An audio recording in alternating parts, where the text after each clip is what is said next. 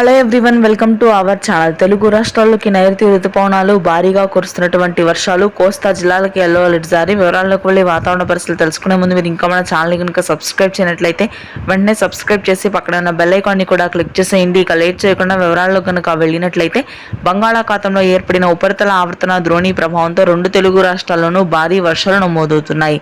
ఈ నెల 23న తెలుగు రాష్ట్రాల్లోకి నైరుతి రుతుపవనాలు విస్తరించే అవకాశం ఉండడంతో మరొకసారి ఈ వర్షాలు భారీగా పెరుగుతాయని వాతావరణ కేంద్రం వెల్లడించింది.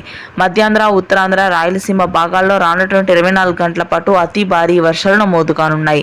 మళ్ళీ మే 22 నుంచి కూడా భారీ వర్షాలు మే 31 వరకు కొనసాగుతాయి. రాయలసీమ వ్యాప్తంగా, ముఖ్యంగా కడప, కర్నూలు, అనంతపురం వ్యాప్తంగా ఈ రోజు రాత్రికి అతి భారీ వర్షాలు. కడపలోని పలు భాగాల్లో ఎల్లో అలర్ట్ ని కూడా జారీ చేసింది. గంటకి 80 నుంచి 90 కిలోమీటర్ల వేగంతో ఈదురుగాలులు వీయనున్నాయి. నెల్లూరు, ప్రకాశం జిల్లాలో తేలికపాటి జల్లులుంటాయి. శ్రీకాకుళం నుంచి మనకు గుంటూరు వరకు మధ్య కోస్తా జిల్లాల్లో భారీ నుంచి అతి భారీ వర్షాలు కురిసే అవకాశం ఉంది. విజయనగరం, విశాఖపట్నం, తూర్పుగోదావరి, పశ్చిమ గోదావరి జిల్లాలో అత్యధిక వర్షాలు నమోదవుతాయి. తెలంగాణ వ్యాప్తంగా, మధ్య తెలంగాణ, హైదరాబాద్ నగర ప్రాంతంలో ఈరోజు వర్షాలు ఉంటాయి. మరొక 2 రోజుల్లో భారీ వర్షాలు మొదలవుతాయి. ఇది ప్రస్తుతానికి వెదర్ అప్డేట్. Thank you.